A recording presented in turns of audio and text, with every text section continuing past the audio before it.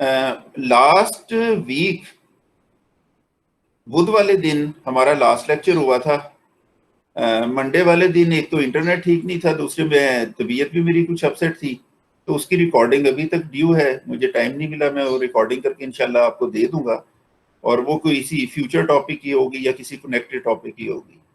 बहरहाल हमने last lecture में डायनामिक प्रोग्रामिंग जो थी उसको डिस्कस किया था।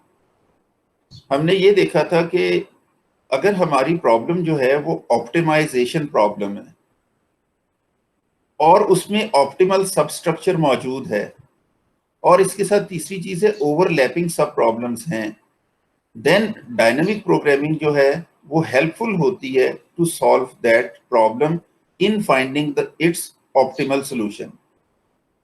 एग्जाम्पल्स हमने कुछ देखी थी, जिनमें से मैंने इन डिटेल आपको 01 नैपसैक प्रॉब्लम करवाई थी। अब 01 नैपसैक प्रॉब्लम जो है उसमें जो सोल्यूशन है वो तो कई होते हैं, क्योंकि आपके पास n आइटम्स हैं और उसमें से आपने एक k आइटम्स का सेट जो है वो पिक करके अपने नैपसैक में डालना होता है। लेकिन हम कोशिश कर रहे होते हैं कि maximum value, maximum total value का जो सबसेट है विच can B put in the knapsack, उसको रखा जाए, किसी दूसरे सबसेट को अवॉइड किया जाए जिसकी टोटल वैल्यू उस सबसेट से जो ऑप्टिमल है कम है। तो we have many solutions but we want to find an optimal solution out of it.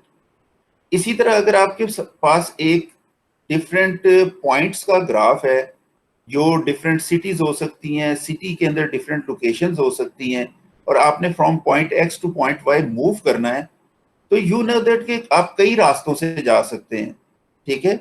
लेकिन आप कोशिश करते हैं कि आप शॉर्टेस्ट पाथ अडॉप्ट करें।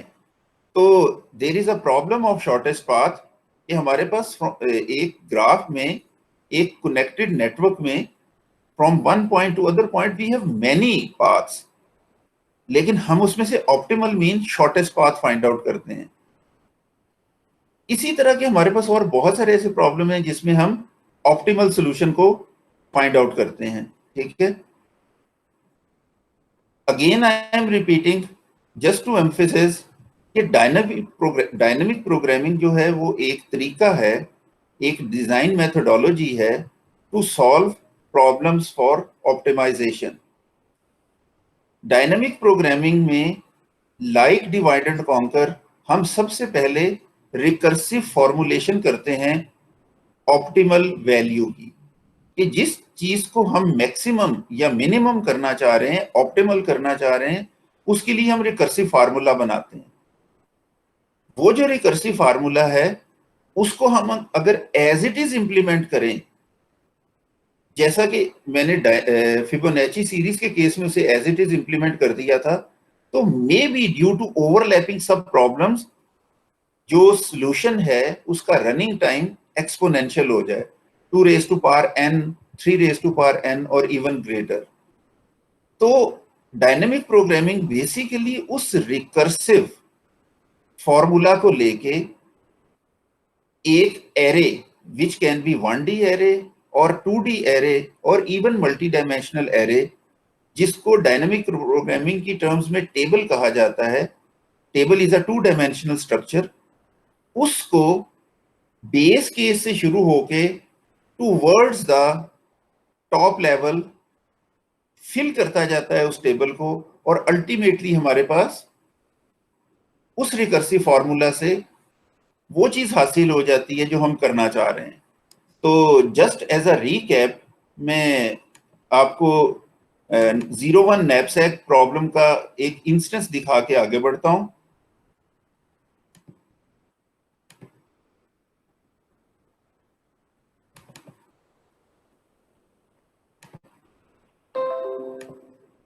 ये 01 नैपसैक का एक इंस्टेंस है। इस इंस्टेंस में मेरे पास एक साइड के ऊपर, बल्कि इसको मुझे चाहिए कि ये जो on the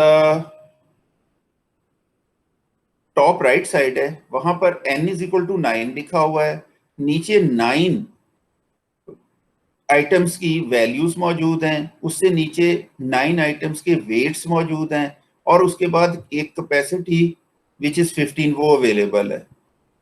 on the top right side एक फार्मूला गिवन है which is CIW। C is the optimal value from I items and W available capacity। अब ये रिकर्सिव फार्मूला हमें ये बता रहा है कि when I is 0 mean there is no item और W is 0, the optimal value that can be achieved from 0 items and or 0 capacity is 0. It is natural and it is base case। उसके बाद third line हमें ये बता रही है कि if I is greater than 0 means there are some items but the weight of last item WI is greater than available capacity W, then we have no choice but to drop that item from the knapsack, and optimal value from I items with W capacity is same as that of rest of the item, mean I minus 1 items with available capacity W। लेकिन interesting चीज जो है वो उस recursive formula के middle में है, वो ये है कि I is greater than 0 mean there are some items and WI is less than equal to W means कि ith item can be put into the knapsack, available capacity is either same or more than the weight of ith item। Now we have two choices, we can take that item in the knapsack as well as we can drop that items from the knapsack and take items from rest जो भी बचे हमारे पास। अब इन दो choices में हम कौन सी choice लेंगे? हम वो चॉइस लेंगे जिससे हमें ज्यादा बेनिफिट होगा, उसको नैपसैक में रखने में या नैपसैक से ड्रॉप करने में। अगर हम उसे नैपसैक में रखते हैं तो उसकी अपनी वैल्यू VI पार्ट हो जाएगी CIW का, लेकिन फिर रिकर्सिवली हमें I-1 आइटम्स और remaining available capacity which is W minus WI, उसमें से रिमेनिंग जो प्रॉब्लम है वो सॉल्व करनी होगी। और अगर हम उसे नैपसैक में नहीं रखते हैं तो फिर I-1 आइटम्स होंगे मगर नैपसैक में अवेलेबल कैपेसिटी स्टिल W ही रहेगी।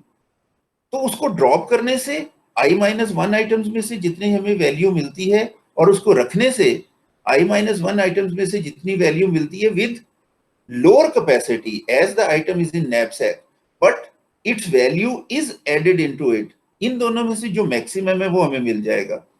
अब इस फार्मूले को बनाने में हमें थोड़ी सी मेहनत करनी पड़ेगी, थोड़ी सी तो मैं कसरे नफसी से काम ले रहा हूँ, अच्छी खासी मेहनत करनी पड़ेगी। इनफैक्ट डायनामिक प्रोग्रामिंग में किसी भी प्रॉब्लम का सोल्यूशन बनाने में सबसे ज्यादा एफर्ट होती इस चीज में है कि हम उसके लिए रिकर्सिव फार्मूला बना लें। तो वंस हमारे पास ये वाला जो रिकर्सिव फार्मूला आ जाएगा, इसके बाद अब आप हमारे पास इसके दो पैरामीटर्स हैं, एक I है which goes from 0 to 9 N और दूसरा W है which goes from 0 to capital W which is 15। ये नीचे हमने टेबल बनाया, इस टेबल में पहला कॉलम जिसमें W0 है सारे जीरोस लिख दिए ड्यू टू बेस केस, पहली रो जिसमें I0 है सारे जीरोस लिख दिए ड्यू टू बेस केस, और फिर row by row from left to right top down इसको फिल कर लिया using the recursive formulas last two rows. If condition which is at the very end is true तो फिर तो हमारे पास choice ही कोई नहीं है सिवाय इसके कि हम ऊपर वाली वैल्यू को नीचे कॉपी कर दें, और अदरवाइज फिर हम दो वैल्यूज में से जो मैक्सिमम होती है उसको कॉपी कर देते हैं। सो एट द एंड जब ये टेबल पूरा फिल हो जाता है तो इस टेबल के बॉटम राइट कॉर्नर पे जो 23 है वो ऑप्टिमल वैल्यू मौजूद है फ्रॉम दीज 9 आइटम्स जिनकी ये वेट्स और वैल्यूज यहाँ मौजूद हैं, provided the capacity of knapsack is capital W। और उनमें से कौन कौन से आइटम्स हम पिक कर रहे हैं उसके लिए फिर हमें ये इसी टेबल में बैक ट्रैकिंग करना पड़ती है। टॉप राइट कॉर्नर से हम शुरू होते हैं, उसको ऊपर वाले आइटम से कंपेयर करते हैं अगर वो दोनों वैल्यूज डिफरेंस हैं तो नीचे वाला item which is the 9th item वो नैपसैक में अवेलेबल होता है। जब हम ऊपर आ जाते हैं तो नेचुरली अब उसका weight which is 5 we have to subtract from the knapsack, और हम 18 में से 15 में से जो ऊपर वेट्स लिखे हुए हैं 5 सब्ट्रैक्ट करके 10 वेट में आ जाएंगे। 10 वेट में आके हम देखेंगे कि i इज इक्वल टू 8 वाली रो में और i इज इक्वल टू 7 वाली रो में 15 और 15 दोनों जगह मौजूद है। इसका मतलब है कि 8th आइटम जो है वो नैपसैक में नहीं है। अवेलेबल कैपेसिटी स्टिल 10 है। हम 7th और 6th रो में देखेंगे तो देयर इज अ डिफरेंस। वो डिफरेंस जो है वो हमें बता रहा है कि 7th item is in the knapsack जिसका अपना वेट है 2। तो वो 2 हम सब्ट्रैक्ट करके 8th कॉलम में आ जाएंगे। अब उससे ऊपर देखेंगे तो वो दोनों बराबर हैं, that mean 6th item is not in the knapsack. उससे ऊपर देखेंगे तो 8 और 6 में फर्क है, इसका मतलब है 5th item is in the knapsack. 5th item knapsack में है तो उसका वेट 3 है। हम 8 में से 3 सब्ट्रैक्ट करके 5th कॉलम में आ जाएंगे। 4 और उससे ऊपर वाले कॉलम में अगेन 3 है, which that means they are different. इसका मतलब है 4th आइटम भी नैपसैक में है। जब 4th आइटम नैपसैक में है तो अब उसका वेट सब्ट्रैक्ट करके हम जब इधर आएंगे तो हम 0 पे पहुंच जाएंगे। As soon as we are at 0 entry that simply mean कि कोई और चीज नैपसैक में नहीं आ सकती। तो इन दैट सेंस हमारे पास नैपसैक में 9th 7th उसके बाद 5th एंड 4th आइटम है जिनको मैंने ऊपर सर्कल में हाईलाइट किया हुआ है। अब इनके कॉरेस्पॉन्डिंग अगर आप वैल्यूज को हाईलाइट कर ले तो उनका सम 2 आ जाएगा। तो this is a recap of what we have done in the last lecture regarding solution of 01 knapsack using dynamic programming। जी स्टूडेंट, मैं थोड़ी देर के लिए यहाँ पॉज करता हूँ। आपका कोई अगर क्वेश्चन हो तो you may ask here.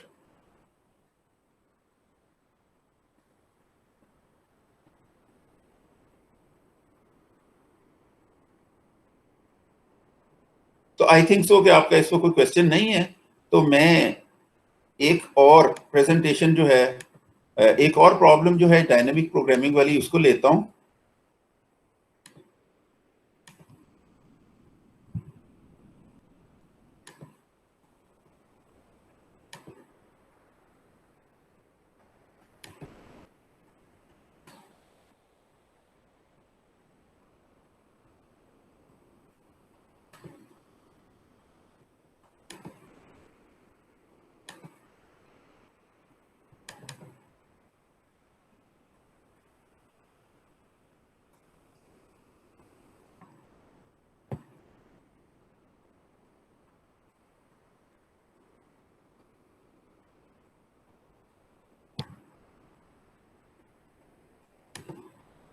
Ji student, ये प्रॉब्लम जो है ये जनरली एलसीएस प्रॉब्लम कहलाती है, लॉन्गेस्ट कॉमन सब सीक्वेंस प्रॉब्लम।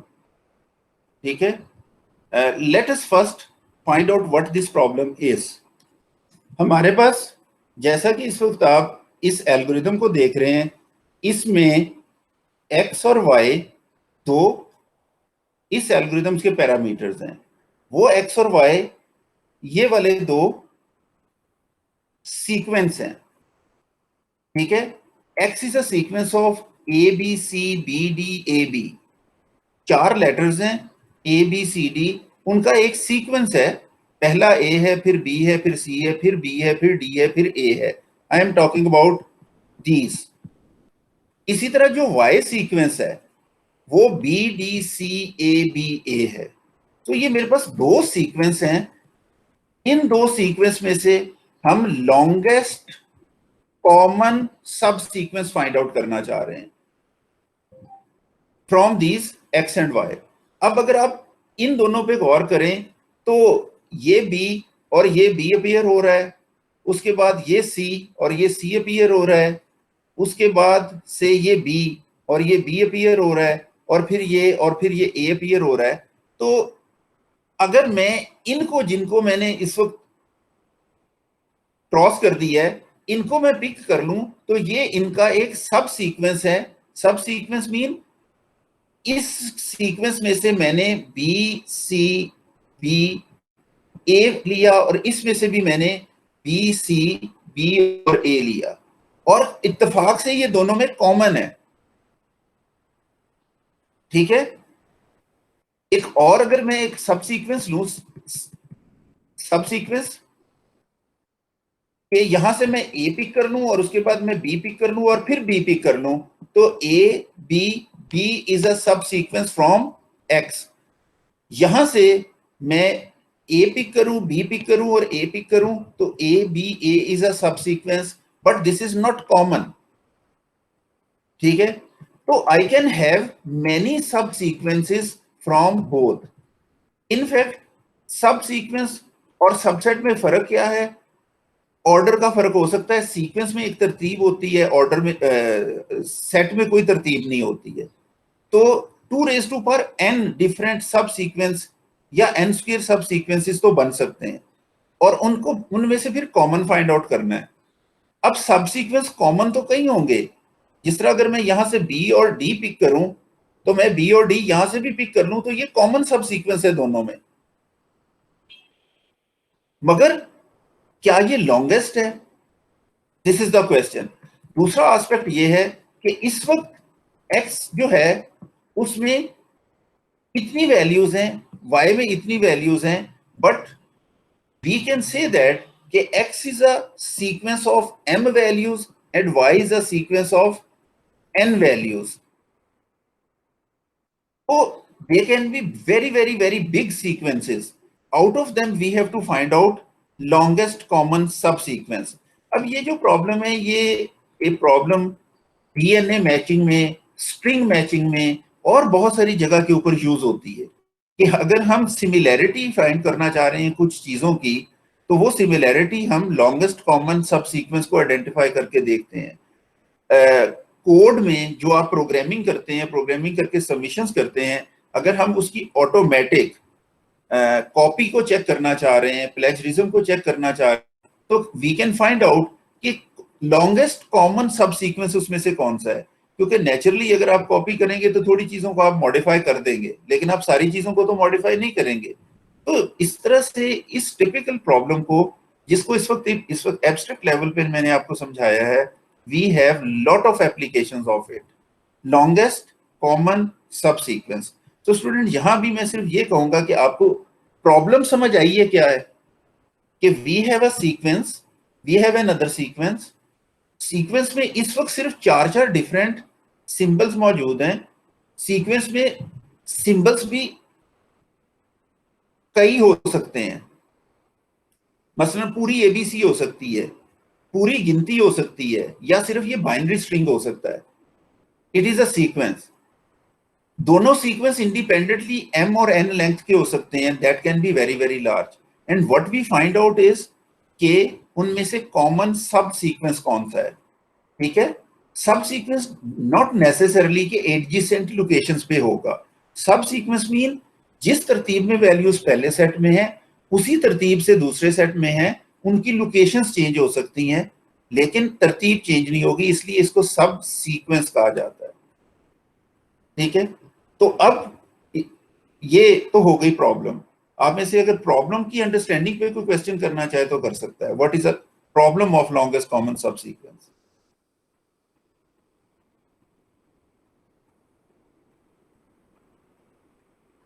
अच्छा, अब इसके बाद इसका ब्रूट फोर्स एल्गोरिदम हम बनाना चाहेंगे हमेशा की तरह।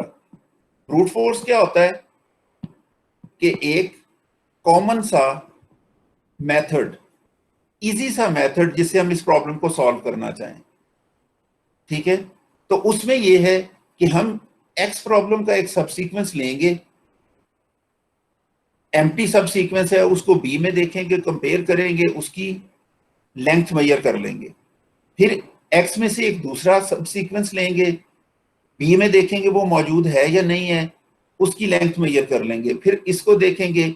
अब अगर हम एक्स के सारे सब सीक्वेंस लें और उनको एग्जामिन करें कि क्या वो बी में भी मौजूद हैं, बीइंग कॉमन, तो कोई एक जो सीक्वेंस है उसके नंबर ऑफ सब सीक्वेंस जो है वो एक्सपोनेंशियल है। बीइंग एक्सपोनेंशियल सब सीक्वेंस, हमारा brute force algorithm itself exponential हो जाएगा। Know what is the solution?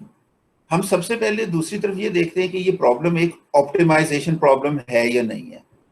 क्योंकि अगर ये ऑप्टिमाइजेशन प्रॉब्लम नहीं है तो फिर हमें ये नहीं सोचना चाहिए कि ये डायनामिक प्रोग्रामिंग से सॉल्व होगी।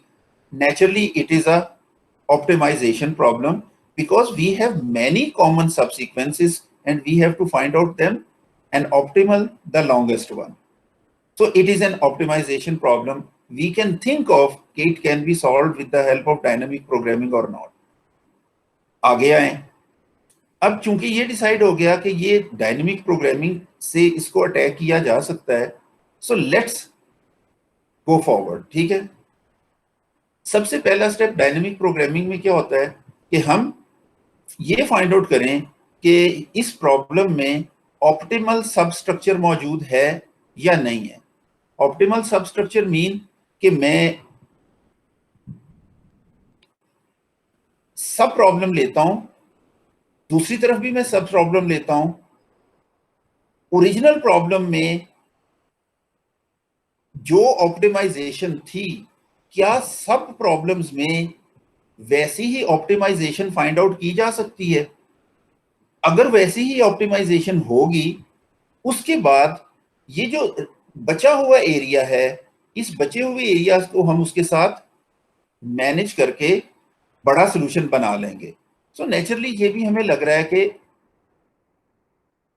इन सब प्रॉब्लम्स में वो सब स्ट्रक्चर एग्जिस्ट कर रहा है जिसमें same type of optimization problem है।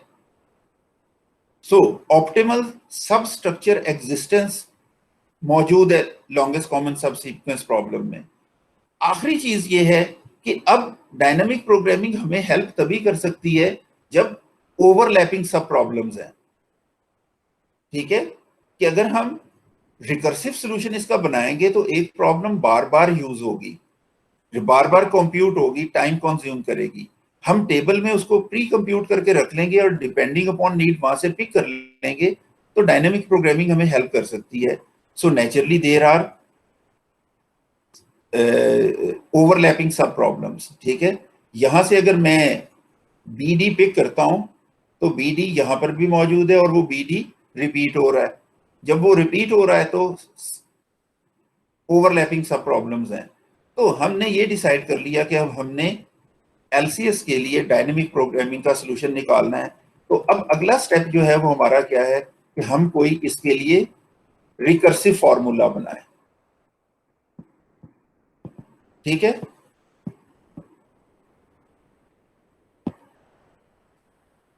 हमने किस चीज को ऑप्टिमाइज करना है? लेंथ को। तो जो वैल्यू हमने ऑप्टिमाइज करनी है वो सब सीक्वेंस की लेंथ है। ठीक है, तो उसके लिए रिकर्सिव फार्मूला हमें बनाना है और वो रिकर्सिव फार्मूला ये बना हुआ है।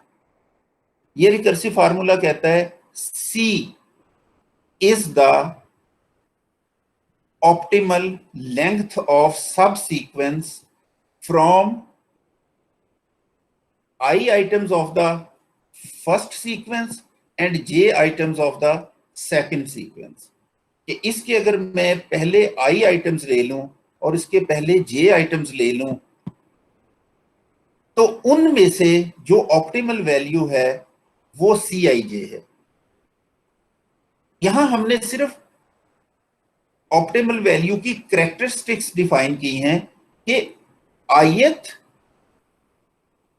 items from first sequence and jth items from second sequence से जो Cij मुझे मिलेगा वो ऑप्टिमल होगा for ij items of both sequences। ये जस्ट मैंने उसको स्पेसिफाई किया है, कैरेक्टरिस्टिक्स उसकी बताई है, कोई फार्मूला नहीं बताया कि उस वो दो चीजों पे डिपेंड करेगा। अब एट द एंड मेरे पास CNM होगा, where N is and M is what, या इसको अगर अकॉर्डिंगली लेके चलें तो mn कर लेते हैं, ठीक है। तो CMN is what? M is length of the first structure sequence, N is length of the second sequence. तो CMN मीन कि मेरे पास इस पूरे स्ट्रक्चर की ऑप्टिमल वैल्यू होगी, लेकिन in between at some stage it is I, J। ये define हो गया। अब हमने ये देखना है कि when I and J are very very small, तो बेस केस बनना है। So either I is 0 or J is 0 or both are 0, length of the common subsequence is 0। Obviously जब सीक्वेंस ही नहीं है तो कॉमन सब सीक्वेंस भी नहीं है, कॉमन सब सीक्वेंस भी नहीं है, तो उनकी लेंथ 0 ही है, ठीक है।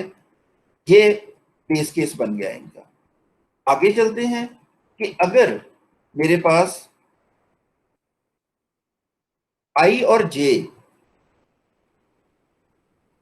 जो इंडेसेस हैं, यहां से मैंने कहा था ना कि I इंडेसेस हैं, और यहां से मैंने पिक किया था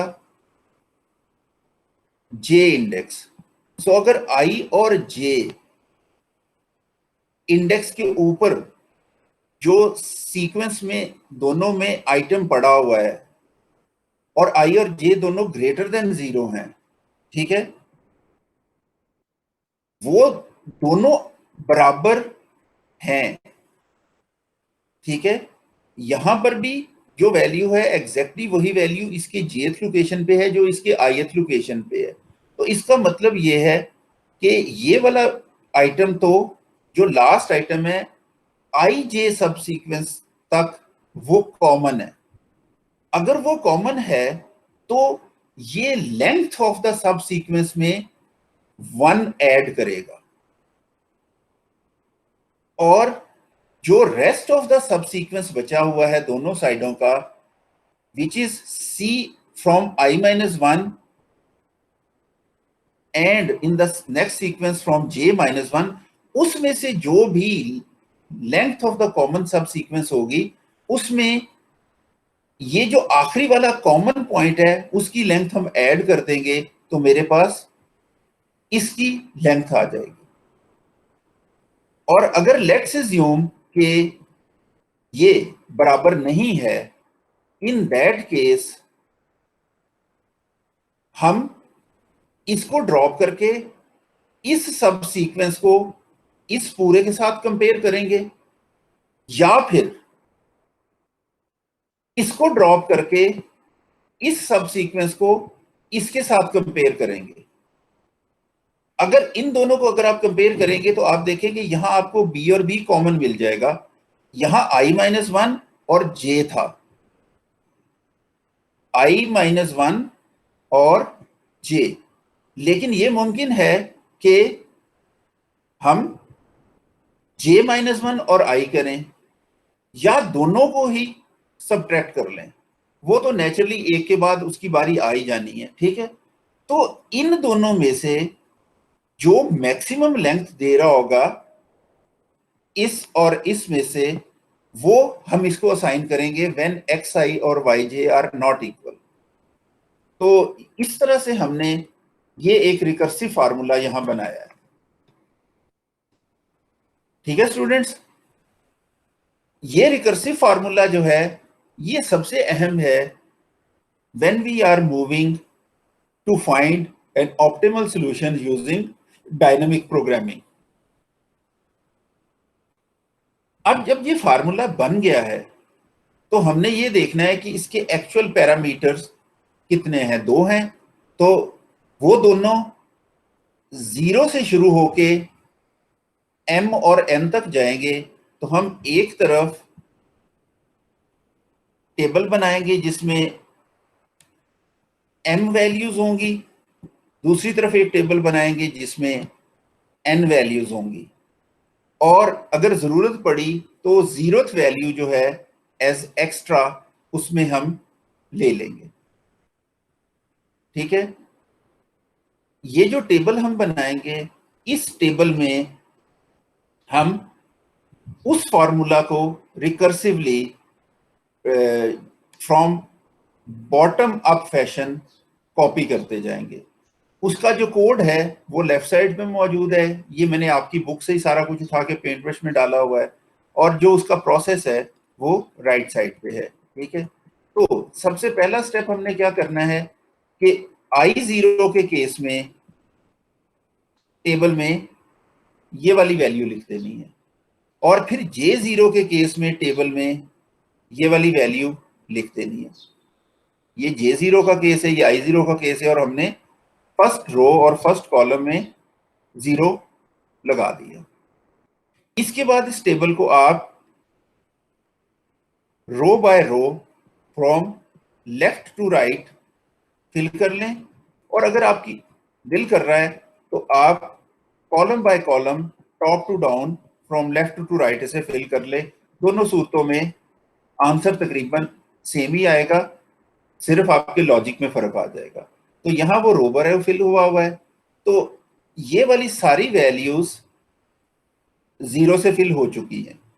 इसके बाद बारी आनी है इसकी। रादर मुझसे एक छोटी सी गलती हो गई है, ये वाली सारी वैल्यूज फिल हो चुकी हैं बेस केस से। इसके बाद बारी आनी है इसकी। ठीक है, ये है बेसिकली C11। C11 को फाइंड आउट करने के लिए हम ये देखते हैं कि क्या ये दोनों इक्वल हैं, क्योंकि नेचुरली I और J दोनों ग्रेटर देन 0 तो हैं ही। ये दोनों बराबर नहीं हैं, इसलिए हम यहां से वैल्यू नहीं लेंगे बल्कि यहां से वैल्यू लेंगे। ये कहता है कि I को तो वही रखो और J को सब्ट्रैक्ट कर लो। तो मैं इधर वापस आऊं तो इस साइड पे जो वैल्यू मौजूद है वो है 0, और ये क्या कहता है, इस वैल्यू को देखो, वो भी 0 है। इनमें से जो मैक्सिमम है उसको यहां पे रख दें। अब चूंकि ये मैक्सिमम वैल्यू वो दोनों बराबर थी, उनमें से कोई भी नीचे कॉपी की जा सकती थी, तो हमारा लॉजिक किसको कॉपी करेगा, वो यहां कहीं पर हम उसको कोड करेंगे। तो हमने बेसिकली ऊपर वाली वैल्यू को नीचे कॉपी कर लिया, तो ये वैल्यू इसमें आ गई 0। अब यहां पर आते हैं, ये बेसिकली इसमें I तो 1 ही है, लेकिन J 2 है। I 1 है, J 2 है, again they are not same. हमें जो वैल्यू पिक करनी है वो इस लेफ्ट वाला और इसके टॉप वाला। अब इस सेल के जिसको हम कंसीडर कर रहे हैं उसके और लेफ्ट और टॉप में से देखेंगे जो मैक्सिमम है वो लिख देंगे। दोनों जीरोस हैं तो हम टॉप वाली वैल्यू कॉपी कर देंगे। इससे आगे बढ़ेंगे, ये 3 हो जाएगा। 3 हम इसके बाद आएंगे, इसके लेफ्ट पे भी 0 है, टॉप पे भी 0 है, ये मैं इस फार्मूले से देख रहा हूं, तो हम टॉप वाला 0 नीचे कॉपी कर देंगे इसमें। लेकिन अब जब हम यहां पर आएंगे 4 पे, तो यहां पर ये और यहां पर ये हो जाएगा। ये दोनों बराबर हैं। जब ये दोनों बराबर हैं तो फिर हम क्या करेंगे, Ci-1 और Ji-1 मीन जो इसके डायगोनल पे वैल्यू है उसमें 1 ऐड करके यहां लिख दें। फिर आगे बढ़ेंगे तो ये C15 हो जाएगा, mean this one and this one common नहीं है, तो हम इसके लेफ्ट पे देखेंगे वो ये वैल्यू है, ऊपर देखेंगे ये वैल्यू है, तो बड़ी वैल्यू लेफ्ट साइड से आ रही है, वो लेफ्ट वैल्यू यहां कॉपी कर देंगे। ठीक है, और आगे देखेंगे तो जो भी बड़ी वैल्यू आ रही होगी उसको हम यहां पर कॉपी कर देंगे। ठीक है, एंड सो ऑन। ये रो जब खत्म हो जाएगी यहां पर आ जाएंगे, इस रो में 2 और 1 से हम रीस्टार्ट लेंगे, तो हम C21 को देखेंगे। जब C21 को देख रहे होंगे तो बेसिकली ये और ये कंपेयर होंगे। सिंस दे आर सेम हम ये वाला फार्मूला लगाएंगे, यहां वैल्यू 0 है, उसमें 1 ऐड करके यहां लिख देंगे। यहां आएंगे, इसके टॉप पे वैल्यू 0 है, इधर 1 है, तो ये वाली वैल्यू इधर कॉपी कर लेंगे। यहां आएंगे, टॉप पे 0 है, इधर 1 है, ये कॉपी कर लेंगे। यहां आएंगे, इधर भी 1 है, इधर भी 1 है, तो टॉप वाली वैल्यू नीचे कॉपी कर लेंगे। जब यहां आएंगे तो इधर और इधर सॉरी, यहां पर वो दोनों बराबर हो जाएंगे। जब बराबर हो जाएंगे तो इसमें 1 ऐड करके यहां लिख लेंगे एंड सो ऑन, और फिर ये टेबल हम अल्टीमेटली पूरे का पूरा फिल कर लेंगे। इस टेबल के साथ, इस लॉजिक में अगर आप देखें तो सी के साथ उसने एक बी नाम का भी टेबल बनाया है। वो बी नाम का जो टेबल है वो रिकर्सिव फार्मूले से नहीं बना है, बल्कि वो इस पोर्शन में यहीं पर उसने इसको शो कर दिया है। बी टेबल में वो बेसिकली 3 तरह के एरोस प्लेस करता है। डायगोनल एरो, जब ये वाला केस यूज होता है। वर्टिकल एरो, जब ऊपर वाली वैल्यू मैक्सिमम होती है उसको नीचे कॉपी करता है। और ये वाला एरो जब हॉरिजॉन्टल वैल्यू मैक्सिमम होती है फ्रॉम टॉप एंड लेफ्ट, उसको कॉपी करता है। अब एट द एंड हमारे पास एक सी टेबल है, जो उसमें हमें पता है कि 4 is the maximum length of common सब sequence in X and Y. और दूसरा टेबल हमारे पास बी है जिसमें एरोज बने हुए हैं। तो हम यहां से एरोज को ट्रैक करते हुए अकॉर्डिंग टू आवर लॉजिक जाएंगे। अगर तो यहां जो वैल्यू मौजूद है उसका एरो अपवर्ड लेके जा रहा है, तो हमने इसको, ठीक है, इसको इग्नोर करना है और ऊपर आ जाना है। वहां का एरो हमें डायगोनल लेके जा रहा है, जो भी डायगोनल एरो लेके जा रहा है उसे हमने पिक करना है और ऊपर आ जाना है डायगोनल पे। ठीक है, वहां से ऊपर, ये ऊपर लेके जा रहा है तो इसको इग्नोर कर देंगे। ये फिर डायगोनल एरो है, इसे पिक कर लेंगे। यहां पर ये हॉरिजॉन्टल एरो है, इसे फिर पिक कर लेंगे।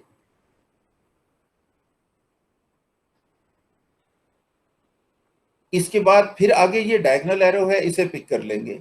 इसके बाद फिर ये हॉरिजॉन्टल एरो है, तो वो ऑलरेडी पिक्ड है। हॉरिजॉन्टल एरो के केस में हमें दोबारा उसे पिक करने की जरूरत नहीं होती, बट उसे मैं टिक ही लगा रहा हूं। उसके बाद फिर ये डायगोनल एरो जब यहां पर पहुंच जाता है तो ये 0 पे आ जाता है। वंस इट इज एट 0, ठीक है, उसके बाद हम प्रोसेस को स्टॉप कर देंगे। तो जो जहां पर भी एरो डायगोनल था या हॉरिजॉन्टल था, उनको हमने पिक कर लिया। अब ये आप टॉप से पिक कर लें या लेफ्ट साइड से पिक कर लें, हमारे पास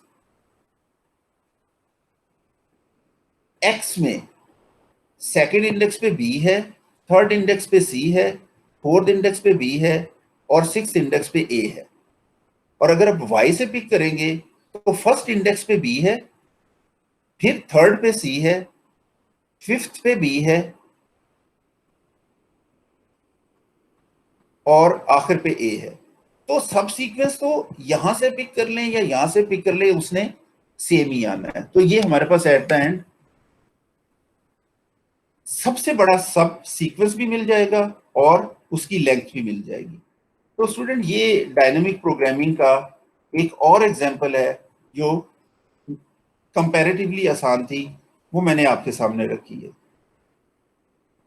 सबसे जो डिफिकल्ट पार्ट होता है डायनेमिक प्रोग्रामिंग में, वो इसको बनाना होता है।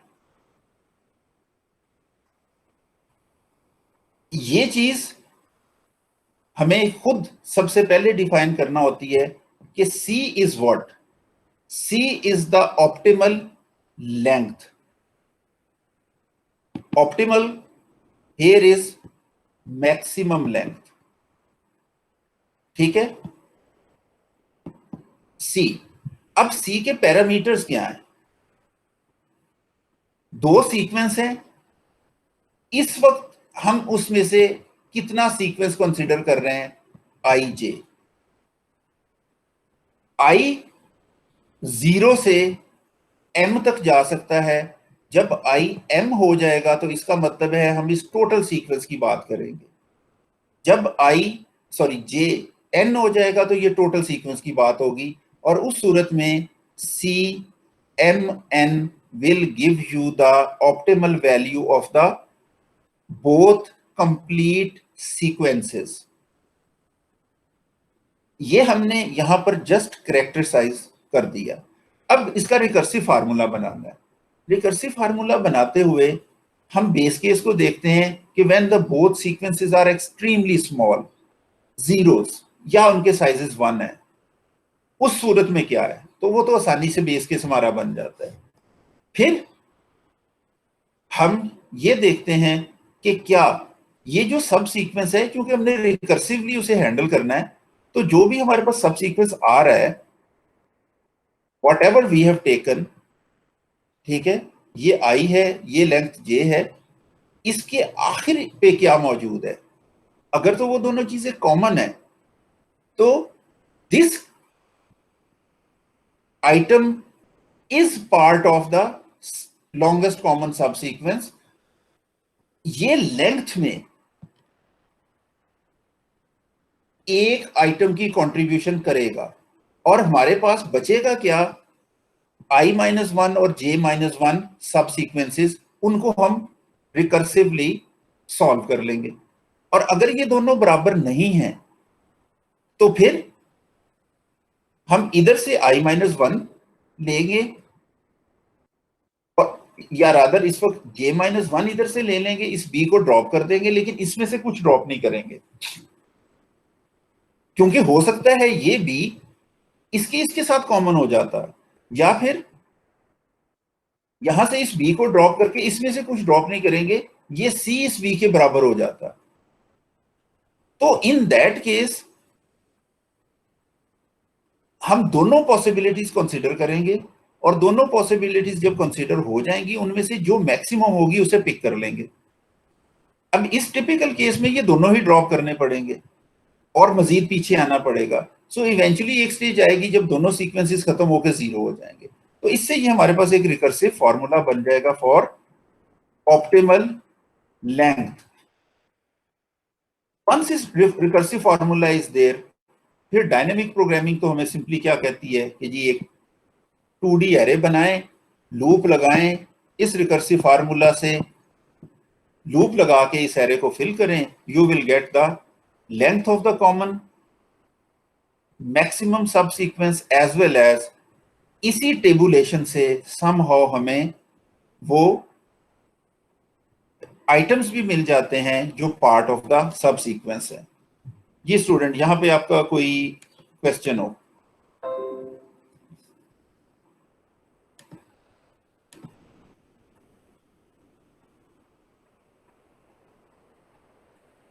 किसी भी ऑप्टिमाइजेशन प्रॉब्लम को आप डायनेमिक प्रोग्रामिंग से सॉल्व कर सकते हैं, लेकिन इस चीज की कोई गारंटी नहीं है कि डायनेमिक प्रोग्रामिंग से वो प्रॉब्लम ऑप्टिमली सॉल्व हो जाए। मसलन ये जो लॉन्गेस्ट कॉमन सब सीक्वेंस प्रॉब्लम है, ये अब चूंकि उसमें दो लूप्स मौजूद हैं, इसका running time analysis is quite simple. ठीक है, कि हमारे पास ये पोर्शन थीटा ऑफ m है, ये वाला पोर्शन थीटा ऑफ n है, और ये वाला जो पोर्शन ऑफ द कोड है ये theta of m times n है। ठीक है, तो theta of m plus theta of n plus theta of m times n mean ये। अब इनमें से अगर हम एज्यूम कर लें कि n इज द लार्जेस्ट, तो theta of m square algorithm आ जाता है as compared to its brute force which is 2 raise to power n type algorithm. तो LCS के केस में हमें ये प्रॉब्लम ऑप्टिमल सॉल्यूशन एफिशिएंटली दे रही है, लेकिन वो जो पिछली प्रॉब्लम मैंने आपको करवाई थी 01 नैपसैक की प्रॉब्लम, उसमें ये जो था इस चीज की कोई गारंटी नहीं थी कि जो भी, यानी यहां पर तो मैंने वर्स्ट केस ले लिया ना कि n is bigger, if n is bigger we can take m is equal to n, तो इट इज वर्स्ट केस। वहां पर एक्चुअली प्रॉब्लम थी आइटम्स की, हमारे पास n आइटम्स हैं जिनमें से हमने सिलेक्शन करनी है in case of knapsack problem. और दूसरी तरफ यह है कि एक हमारे पास नैपसैक है, लेकिन अगर उसकी कैपेसिटी बहुत ज्यादा हो जाए तो हमारा प्रॉब्लम जो है वो बहुत ज्यादा टाइम लेता है और वो कंट्रोवर्शियल एनालिसिस की तरफ चला जाता है कि मे बी उसका सोल्यूशन इतना ऑप्टिमल इतना एफिशिएंट नहीं है। तो बहरहाल दिस इज ऑल अबाउट कि हम क्या करते हैं, डायनेमिक प्रोग्रामिंग को यूज कैसे करते हैं। मूविंग अहेड, आप अपनी बुक खोलेंगे, उसमें रॉड कटिंग मौजूद है, उसमें मैट्रिक्स चेन मल्टीप्लिकेशन मौजूद है, उसमें ऑप्टिमल बाइनरी ट्रीज की प्रॉब्लम्स मौजूद हैं, ठीक है। और उसके बाद उसकी एक्सरसाइज में we have lot of problems जो डायनामिक प्रोग्रामिंग से सॉल्व हो सकती हैं। मैं चूंकि अब हमारे पास टाइम थोड़ा शॉर्ट है, तो मैं आप लोगों से रिक्वेस्ट यही करूंगा कि पेपर में तो अगर आप मुझसे रिक्वेस्ट करेंगे तो मैं बहुत ज़्यादा कॉम्प्लिकेशंस आपके लिए पैदा नहीं करूंगा, लेकिन आप में से बहुत सारे लोगों ने आगे एमएस में एडमिशन भी लेना है। एमएस में एडमिशन लेने के लिए एंट्री टेस्ट तो मस्ट है, क्योंकि वो एचईसी की रिक्वायरमेंट है, वो किसी सूरत में ख़त्म नहीं होना। एंट्री टेस्ट में analysis of algorithm which is core part of the computer science, उसका एक रीजनेबल वेट होता है। तो हो सकता है टीचर्स ये एज्यूम करते हुए कि आपने डायनामिक प्रोग्रामिंग पढ़ी है तो matrix chain multiplication, optimal binary trees, rod cutting और even in the end exercise जो प्रॉब्लम्स हैं उनसे रिलेटेड आपसे कुछ क्वेश्चंस कर लें, ठीक है। अगर मुझे भी मौका मिल गया, क्योंकि मेरी भी क्लासेस कम हैं और मुझे भी अलाउ कर दिया गया कि मैं जून में कोई क्लासेस पढ़ाऊं, तो मैं इंशाल्लाह एक दो टॉपिक्स डायनामिक प्रोग्रामिंग के मजीद कवर कर लूंगा। लेकिन फॉर द टाइम बीइंग मैं आपको ये समझा के कि डायनामिक प्रोग्रामिंग होती क्या है, इस टॉपिक को फिलहाल कंक्लूड कर रहा हूं। आपको ये सजेस्ट कर रहा हूं कि इंटरनेट के ऊपर उर्दू में, हिंदी में, इंग्लिश में डायनेमिक प्रोग्रामिंग अगर आप यूट्यूब पे सर्च करेंगे आपको बहुत सारे वीडियोस मिल जाएंगे। आप चेन मैट्रिक्स मल्टीप्लिकेशन जरूर कर लें, ठीक है। प्रॉब्लम भी समझें, उसकी रिकर्सिव फॉर्मुलेशन भी समझें और टेबल को कैसे फिल करना है वो भी समझें। एक से दो टेबल्स फिल हो रहे हैं जैसे अभी मैंने किए हैं, एक से आपको ऑप्टिमल वैल्यू मिल रही है, दूसरे से आपको वो सीक्वेंस मिल रहा है, वो आप जरूर अंडरस्टैंड करें। और अगर मेरे साथ आप अगले लेक्चर में चंद मिनट डिस्कस भी करना चाहें तो हम उसे डिस्कस कर सकते हैं। इस वक्त जितने स्टूडेंट्स इनफैक्ट रह साथ गए हैं, ठीक है, वो मुझे ये बता सकते हैं कि वो 10 मिनट मुझे और बर्दाश्त कर सकते हैं या नहीं। अगर मुझे कोई नो नहीं मिलेगा तो मैं अज्यूम करूंगा कि आप अगले 10 मिनट मुझे बर्दाश्त कर रहे हैं।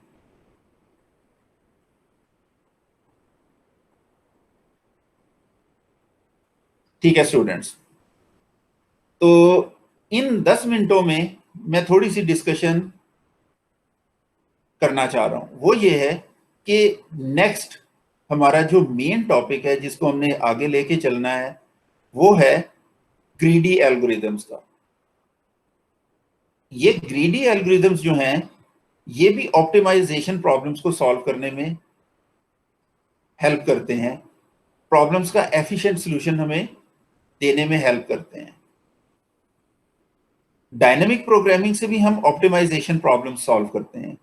डायनेमिक प्रोग्रामिंग हम तब इस्तेमाल करते हैं जब ऑप्टिमल सब स्ट्रक्चर एग्जिस्ट करता है, कि एक प्रॉब्लम जो ऑप्टिमाइजेशन की प्रॉब्लम है उसकी अगर हम एक सब प्रॉब्लम बनाएं, छोटी प्रॉब्लम बनाएं, ठीक है, एक दो चीजों को ड्रॉप करके या हाफ को ड्रॉप करके जो प्रॉब्लम बने उसमें भी वही सब स्ट्रक्चर हो जो ओरिजिनल में है, तो हम डायनेमिक प्रोग्रामिंग कहते हैं, उस पर अप्लाई हो सकती है। लेकिन डायनेमिक प्रोग्रामिंग इफेक्टिव तब होती है जब ओवरलैपिंग सब प्रॉब्लम्स आए, कि रिकर्जन में जो प्रॉब्लम एक तरफ मिल रही है वही प्रॉब्लम हमें दोबारा भी मिले। इन रेपिटेशंस को डायनेमिक प्रोग्रामिंग कम कर देती है और हमारा प्रॉब्लम का सॉल्यूशन एफिशिएंट हो जाता है। ग्रीडी एल्गोरिदम्स भी ऑप्टिमाइजेशन प्रॉब्लम्स के लिए होते हैं। इन ग्रीडी एल्गोरिदम्स हम रिकर्सिव फॉर्मुलेशन करें या उसके बगैर भी अगर हम चाहें तो हम ग्रीडी एल्गोरिदम बना सकते हैं, लेकिन ऑप्टिमल सब स्ट्रक्चर का एग्जिस्ट करना उसमें भी जरूरी है। अगर एक ऑप्टिमाइजेशन प्रॉब्लम में ऑप्टिमल सब स्ट्रक्चर एग्जिस्ट नहीं कर रहा तो फिर शायद वो ग्रीडी से भी सॉल्व ना हो सके एफिशिएंटली, तो उसमें ऑप्टिमल सब स्ट्रक्चर एग्जिस्ट करेगा। दूसरा इंपॉर्टेंट इंग्रेडिएंट जो ग्रीडी प्रॉब्लम्स के साथ है वो ये है कि उस प्रॉब्लम में हमें कोई ना कोई एलिमेंट ऑफ ग्रीड मिलना चाहिए। व्हाट एलिमेंट ऑफ ग्रीड मिलना चाहिए, ठीक है। हमें लगे कि अगर मैं ये चीज पिक करूंगा तो मेरा सॉल्यूशन ऑप्टिमल हो जाएगा। मिसाल यूं ले लें कि वो जो नैपसैक की प्रॉब्लम है उसमें वो जो थीफ एक शॉप में चला गया हुआ है, उसको वहां पर अगर डायमंड की चीज मिलती है या गोल्ड की चीज मिलती है तो लेवल ऑफ ग्रीड ये है, वो कहेगा इससे तो मुझे बेनिफिट मिल जाएगा, वो उसको फौरन पिक करेगा, ठीक है। तो उसके बाद वो देखेगा अच्छा ये छोटी छोटी चीजें हैं लेकिन इनकी कीमत बहुत ज्यादा है, वो कहेगा इससे मेरा फायदा ज्यादा हो जाएगा, वो उनको पिक करेगा। तो लेवल ऑफ ग्रीड होना चाहिए। इसी तरह की एक मिसाल मनी चेंज करते हुए हमें मिलती है। आप सबने शॉपिंग तो की होगी, आप किसी भी स्टोर पे जाते हैं, शॉप पे जाते हैं, चोरी की नीयत से नहीं, वो तो थीफ का काम है, शॉपिंग की नीयत से आप वहां जाके परचेज करते हैं। उसके बाद आप काउंटर पे इन जनरल आते हैं, जो चीज आपने परचेज की होती है उसका आप बिल बनवाते हैं, ठीक है। वो कैश पर्सन जो है वो आपको बता देता है कि आपका इतना बिल है। आप कभी भी जेब से शायद ही एग्जैक्टली उतने पैसे निकालते होंगे जितना उसने आपको बिल बताया है। आप हमेशा जेब से जो नोट्स, करेंसी नोट्स निकालते होंगे वो उस बिल से डेफिनेटली ज्यादा ही होगा। वो आपसे वो नोट्स ले लेता है और रिमेनिंग अमाउंट जिसको चेंज कहा जाता है वो आपको वापस कर देता है। मसलन अगर आपने 235 की खरीदारी की है और आपने उसे 500 दिया है तो वो 500 में से 235 सब्ट्रैक्ट करके बाकी आपको एज अ चेंज वापस करेगा। या आपने 857 की शॉपिंग की है और आपने उसे 1000 दिया है तो वो आपको 1000 माइनस 857 का चेंज वापस करेगा। अब आपने गौर किया होगा कि वो जो कैश पर्सन है वो हमेशा कोशिश करता है कि चेंज को जल्द अज जल्द आपको वापस कर दे और वो minimum number of currency notes में आपको जितनी भी अमाउंट उसने आपको रिटर्न करनी है वो देता है। अगर उसने आपको 270 रुपए देने हैं तो वो 10-10 के 27 नोट आपको गिन के नहीं देता, या 5-5 के 54 कॉइन्स आपको नहीं देता। हालांकि आपके 270 रुपए तो बन जाएंगे, उससे मल्टीप्लाई करके देख लें। या 270 उसने आपको देने हैं तो वो 50-50 के 7 नोट दे और 20 का नोट ऊपर दे दे, ऐसा वो नहीं करता है। वो आमतौर पर 270 के लिए 2 100 के नोट निकालता है, एक 50 का निकालता है और एक 20 का निकालता है। वो अपने टाइम को ऑप्टिमाइज करता है। जितना चेंज उसने देना होता है कोशिश करता है कि वो मिनिमम नंबर ऑफ नोट्स में आपको रिटर्न कर दे। अब ये वाली प्रॉब्लम जो है ये कैश काउंटर पे बैठा हुआ हर पर्सन करता है और आपने देखा होगा कि आमतौर पर वो ऑप्टिमली करता है। वो कोई वहां पर डायनामिक प्रोग्रामिंग का कोई एल्गोरिदम यूज नहीं कर रहा होता, क्योंकि डायनेमिक प्रोग्रामिंग के एल्गो में तो उसे टेबल फिल करना पड़ेगा और वो कभी टेबल फिल नहीं करता 2D। उसके पास कोई रिकर्सिव फॉर्मूला नहीं लिखा होता, ठीक है। सो बेसिकली वो वहां पर ग्रीडी एल्गोरिदम यूज कर रहा होता है। वो ये देखता है कि अगर उसने आपको एक एक्स अमाउंट देना है तो उस एक्स अमाउंट में कौन सा सबसे बड़ा नोट है और वो कितनी दफा रिपीट किया जाए तो मैक्सिमम अमाउंट आपको रिटर्न हो जाएगी। ये उसका एलिमेंट ऑफ ग्रीड है कि वो बड़े से बड़ा नोट जो वो मुमकिना तौर पर आपको दे सकता है और जितने नोट दे सकता है वो आपको दे दे। उसके बाद जो बाकी अमाउंट बचेगी उसमें भी वो यही प्रॉपर्टी यूज करेगा। तो अभी जो मैंने बात की है उससे ऑप्टिमल सब स्ट्रक्चर जो है वो आपको नजर आ जाएगा कि वो बड़े से बड़ा नोट और जितने नोट जरूरी होंगे वो आपको देने के बाद प्रॉब्लम बचेगी उसमें भी वही ऑप्टिमल सब स्ट्रक्चर होगा। मसलन मैं ये कह रहा हूं कि अगर 270 देने हैं उसने आपको तो वो 200 के नोट दे देगा तो बाकी क्या बचेगा 70। और 70 में भी वही ऑप्टिमल सबस्ट्रक्चर की प्रॉपर्टी है कि अगर उसके पास 50-50 के नोट हैं तो वो एक 50 का दे देगा और बाकी 20 बच जाएंगे।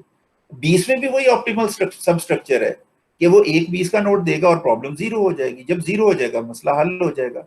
सो वी कैन फाइंड आउट कि इस प्रॉब्लम को भी हम with the help of dynamic programming भी सॉल्व कर सकते हैं।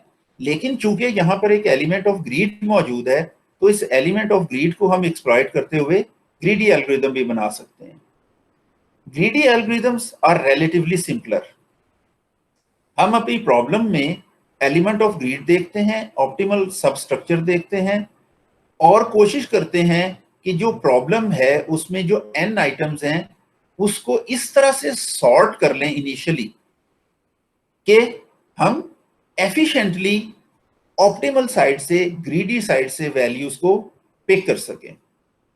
तो students I request you again to find out the coin change problem और मनी चेंज प्रॉब्लम, उसका ग्रीडी और dynamic solution from the internet, from the YouTube. ठीक है, मैं इस वक्त कंक्लूजन में हूं और कंक्लूजन में मैं आपको नैपसैक जो प्रॉब्लम हमने सॉल्व की थी उसका जो वर्जन है ग्रीडी के साथ उसको समझाते हुए आज का जो लेक्चर है उसको कंक्लूड करता हूं।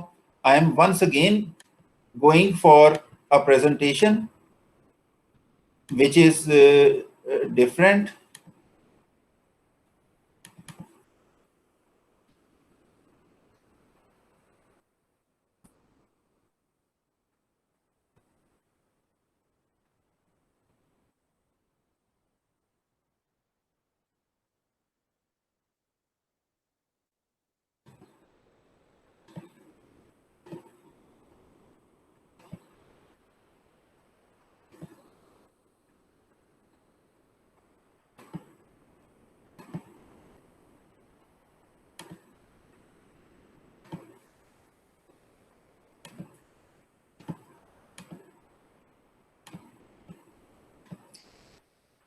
जी स्टूडेंट्स, तो नैपसैक प्रॉब्लम जो है उसको एक दफा फिर रिविजिट करते हैं क्योंकि वो एक ऑप्टिमाइजेशन प्रॉब्लम है और ऑप्टिमाइजेशन प्रॉब्लम जो है उसको हम डायनेमिक और ग्रीडी दोनों की मदद से सॉल्व कर सकते हैं।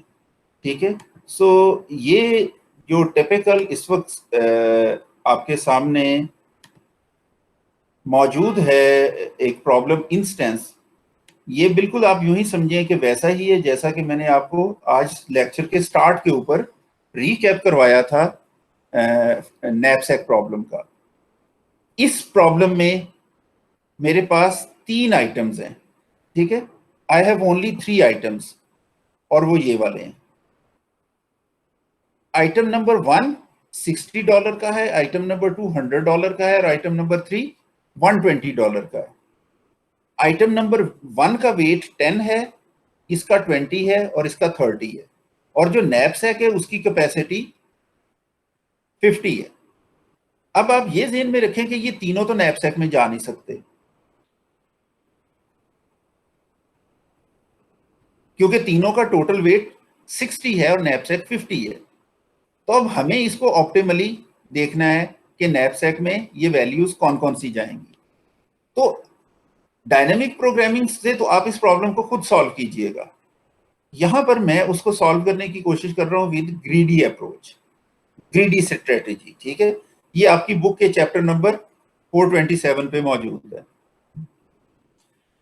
हमें नैपसैक में कोई ग्रीड का एलिमेंट चाहिए, क्योंकि नैपसैक प्रॉब्लम में हम ऑप्टिमल सबस्ट्रक्चर को तो ऑलरेडी डिफाइन कर चुके हैं, वो मौजूद है।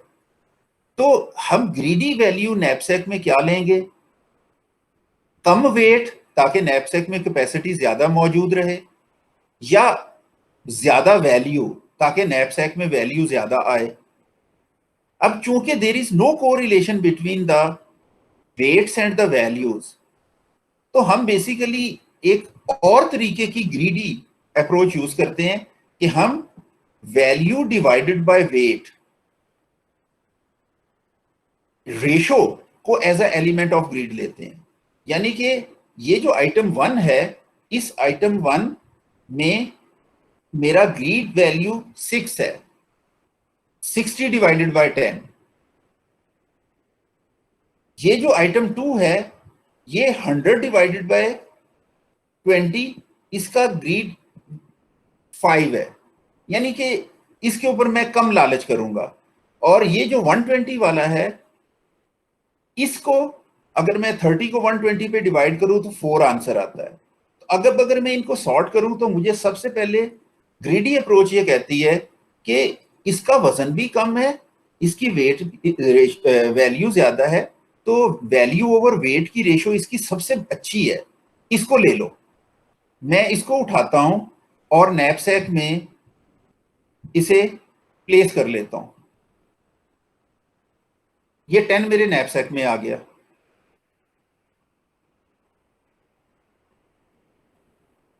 इसके बाद ग्रीड मुझे ये कहता है कि ये तो नैपसैक में आ गया, अब इसको उठा के नैपसैक में डाल दो। मैं इसको उठा के नैपसैक में डालता हूं, ये भी नैपसैक में आ गया। इसके बाद जब मैं इसको नैपसैक में डालने की कोशिश करता हूं तो इसके लिए तो जगह ही अवेलेबल नहीं है। तो एज अ रिजल्ट मुझे ग्रीडी अप्रोच से जो चीज हासिल हो रही है वो $160 है। लेकिन अगर मैं ग्रीडी अप्रोच यूज ना करता, डायनेमिक प्रोग्रामिंग अप्रोच यूज करता, और मैं इन दोनों को नैपसैक में रखता, तो मुझे $220 मिल जाते।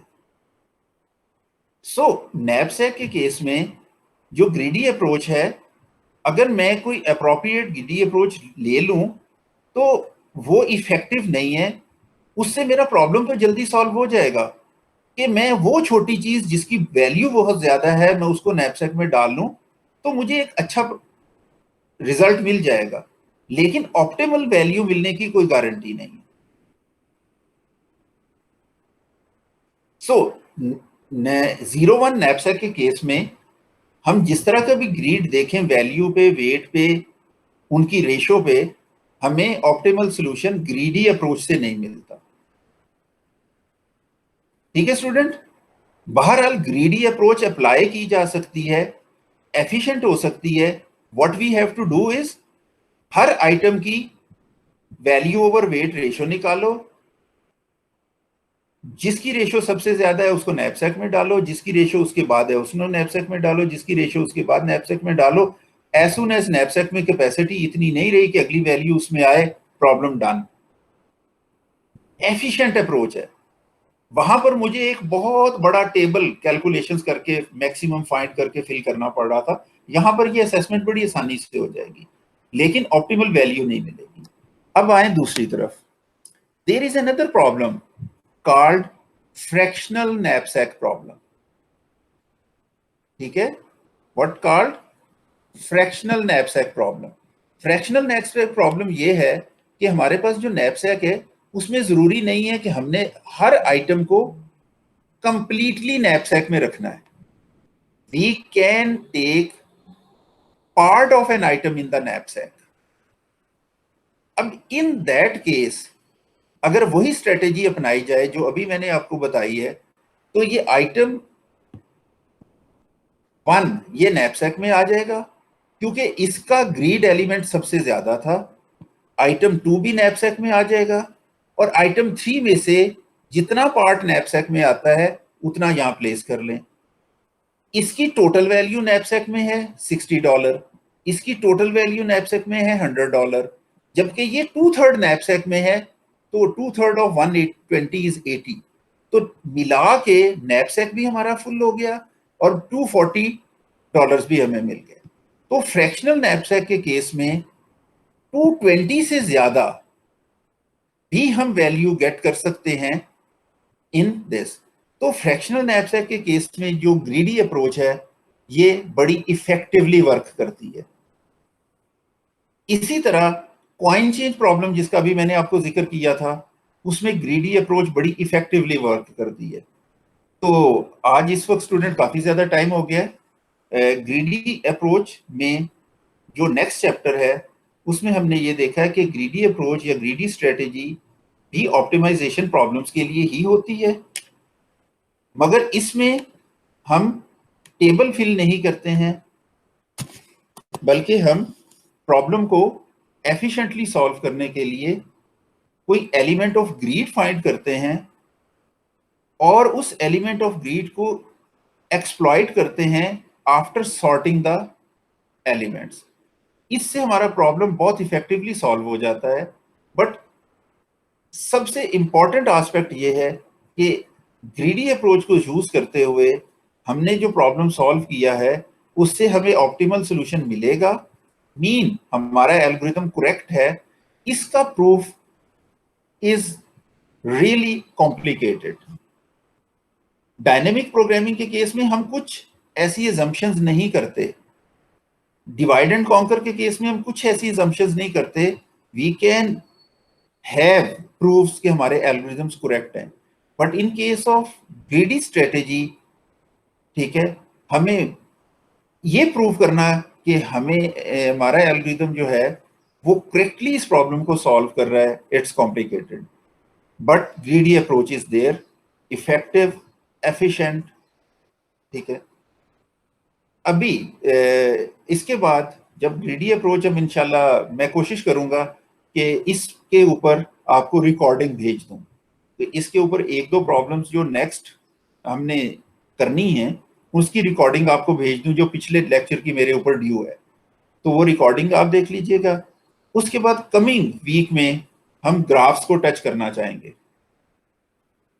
Graph is a data structure and it is a very very important data structure. उस ग्राफ को हम इनिशियली उसके कुछ एलिमेंट्री ऑपरेशंस हैं, ट्रेवर्सल्स हैं, ब्रेड्थ फर्स्ट ट्रेवर्सल है, डेप्थ फर्स्ट ट्रेवर्सल है, उनका एनालिसिस है वगैरह वगैरह। उसके बाद हमने जो प्रॉब्लम्स बेसिकली ग्राफ के साथ एसोसिएटेड सॉल्व करनी है, उनमें शॉर्टेस्ट डिस्टेंस है, मिनिमम स्पैनिंग ट्री है, ऑल पेयर शॉर्टेस्ट पाथ है। तो ये सारी की सारी प्रॉब्लम्स जो ग्राफ के साथ इस वक्त हमने करनी है वो ऑप्टिमाइजेशन प्रॉब्लम्स हैं। सिंस ग्राफ के साथ भी जो प्रॉब्लम्स हैं वो ऑप्टिमाइजेशन प्रॉब्लम्स ही हैं, तो उनका सलूशन भी हमें या ग्रीडी से मिलेगा या डायनेमिक से मिलेगा। तो ग्राफ के साथ भी हमारी प्रॉब्लम्स मेनली जो चैप्टर पहला है ग्राफ्स का, जिसमें एलिमेंट्री ऑपरेशंस है, डेप्थ फर्स्ट, ब्रेड्थ फर्स्ट, उसके अलावा वो ग्रीडी अप्रोच से यूज होंगे। तो अभी तक जो चीजें आज मैंने कवर की हैं और जब मैं रिकॉर्डिंग भेज रहा हूं, उसके बाद आप यूं समझे कि introduction of the most of the topics जो हमने कवर करने थे एल्गोरिथम्स में वो हमने कर लिए हैं। थोड़ा सा आपके ऊपर मैंने बर्डन ज्यादा डाल दिया है और वो मेरी रिक्वेस्ट यही है कि जो टॉपिक्स इन ऑनलाइन सेशंस में हम अच्छी तरह नहीं कर सके, काइंडली यूट्यूब से जाके, ठीक है, उनको सर्च कर लें। 10-10, 15-15 मिनट के सेशंस होते हैं, फ्री टाइम में बैठे उनको सुन लें। बिलीव मी, काफी बोरिंग होंगे, मैंने बड़ी दफा सुने हैं, जरा मजा नहीं आता है, लेकिन मजबूरी अपनी जगह होती है, ठीक है। तो आप कोशिश करें कि थोड़ा सा अपने आप को फोर्स करें और या बुक पढ़ लें या यूट्यूब पे जाके सर्च कर लें, ठीक है। आपको एल्गोरिथम्स मिल जाएंगे, आपको कॉन्सेप्ट्स मिल जाएंगे, आपको चीजें मिल जाएंगी। मैंने अपने इन 2 लेक्चर्स में कोशिश की है कि आपको जो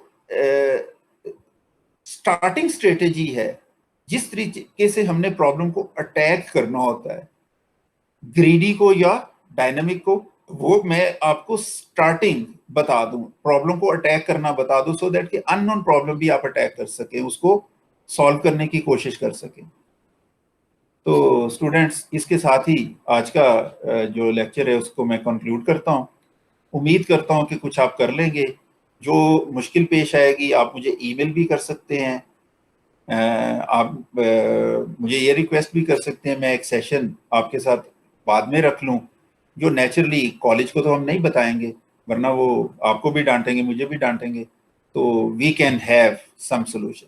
ठीक है, अगर कॉलेज ने इजाज़त दे दी तो फिर तो हम इंशाल्लाह फॉर्मल लेक्चर्स भी कर लेंगे। If you have some question, I am available.